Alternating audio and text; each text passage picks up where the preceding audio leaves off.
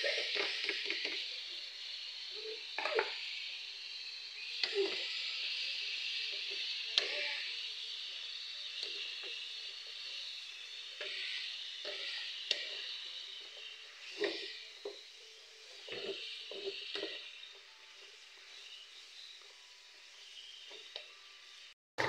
mga mi! Welcome na naman sa panibagong araw ng buhay ko bilang isang full-time mom for today's mini vlog mga mi.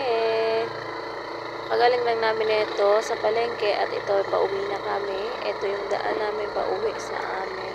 So ito yung kabilang side ay yan naman yung papasok sa amin. So ito yung side naman paikot na papasok na sa amin. So ito yung way yung daan right side ka. Kadating sa bahay ay nag-lunch na ako ng itong pork dahil stock hotel namin. Actually, hindi naman kami talaga na malengke. Bumili lang kami na pang breakfast ng aming trabahador. So, hindi na talaga kami na malengke. At nagbabati din kami dahil tanghali na at sila na nilang kumain ng kanilang umagahan. So, may stock naman kaming pork at sabi ko ay ako na lang din magluluto dahil hindi mo ganda yung pakiramdam niya that day at sakit talaga yung ulo niya dahil nga doon sa ngipin niyang pinabunot. So, I mean is yung gilagid niya yung masakit kasi sobrang lalim yung ngipin na nabunot sa kanya.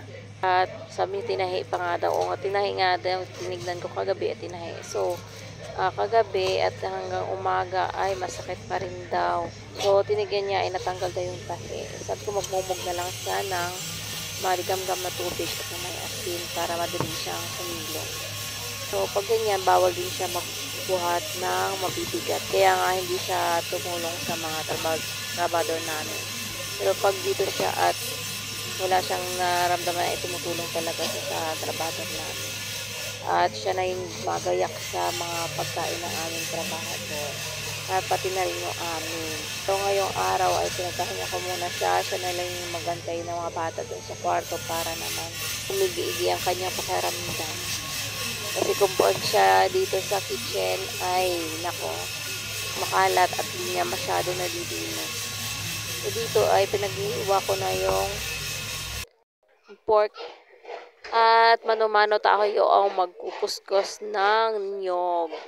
Although marami kaming niyog na pinadala ng father ni the day ay di na kami bumili doon at nagpakuskus. Mas maigi na rin to dahil alam namin malinis kung kami ang gagawa. So ayan mga may, for the kuskus ang inyong mami. Alala ko noon maliliit pa kami ay pag nagkukuskus ng niyog ang aming papa, masakay kami yan sa likod. Ayan, pag ganyan dati.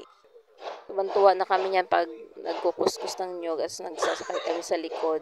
And then, pag binuksan yung nyog, alam yung mga may laman sa loob, kulay puti. Ayan, sarap na sarap din kami dyan. Tawagin sa amin ay tubuan. Lalo pag manamis-namis siya. Ako, nag-aagawan kami niyan. So, ito, isang buo na yung aking kinuskus kasi maraming nyog nga at masasayang ng pag hindi namin ginamit. So, sabi ko, mag-Bicol Express ako. Kaso wala naman nga kaming nabiling sili na ba. So, ang inisip ko ay pinakuha ko na lang ng papaya si Daday sa likod. At nyo na lang kako ang ilalagay ko, ilalahok ko. So, nagisa na ako dito.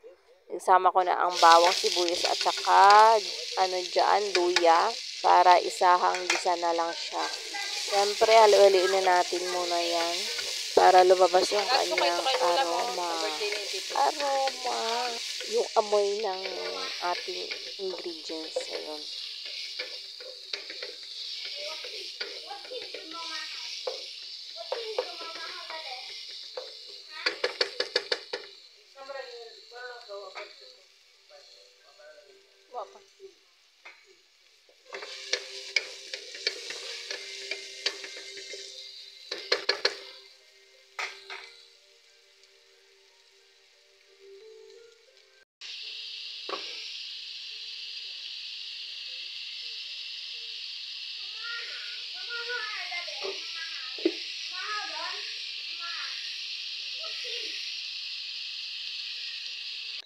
At dito nga mga may ay piniga ko na yung nyog. Isang baso lang ilagay ko dito.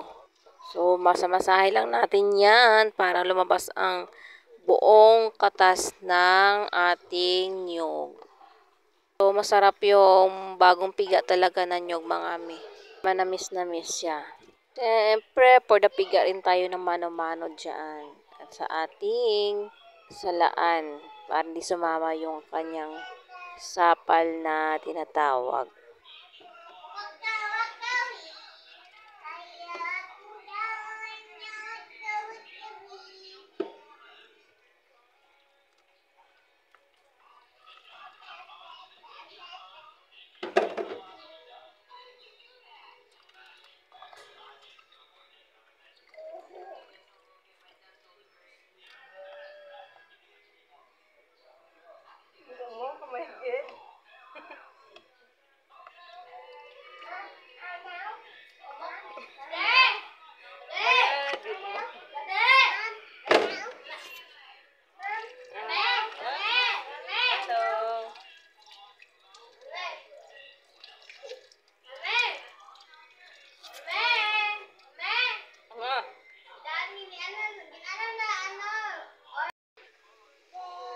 Ang ating luluto for today, parang kawig lang din siya na Bicol Express. Pero hindi ko siya masyadong anghangan kasi nga nakapumasok sa ngipin ni Daday at lalong magsakit-sakit. So nilagay ko na lahat ng ng ating kakanggata. Although malambot naman na ito, kailangan din nating palambutin na todo para pag kumain sa Daday manguya niya. Ayan. Pakuluan lang natin. Lagyan ko siya ng turmeric powder.